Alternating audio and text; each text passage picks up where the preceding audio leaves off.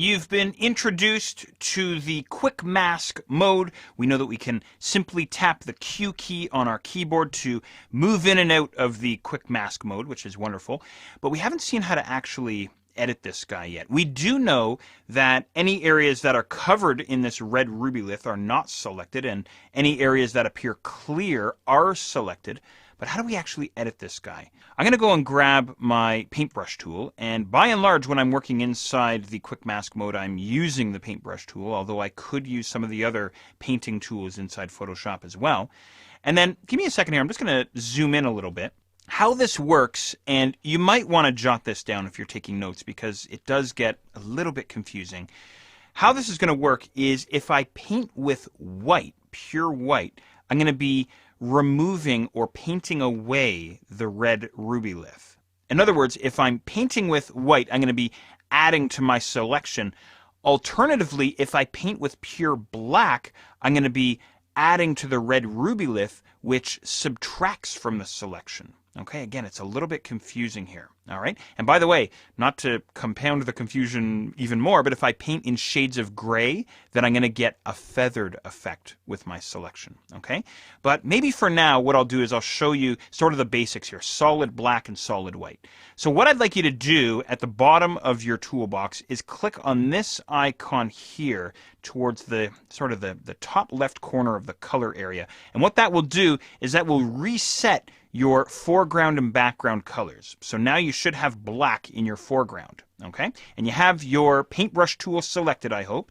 And then what we would do next is we'd head up to the options bar to the paintbrush drop-down menu, and we could go and set the size for our paintbrush, the softness, or I guess the hardness of our brush. Maybe we want a feathered soft brush or something fairly hard. It's entirely up to you. Maybe I'll get into that in just a little while. Or we could go and choose from one of the preset brushes. Okay. By and large though, just so you know, because we're just getting started with this, usually what I do is I set my hardness to 100%, so I have a very hard brush, and I might fiddle with my size a little bit depending on exactly what it is that I'm doing. Maybe somewhere around 70 or 80 to get myself started. Now, what's going to happen here is as I start painting inside my image, you'll notice as I'm painting with black that I'm actually painting in this red rubylith. Okay, so black is adding to this red rubylith.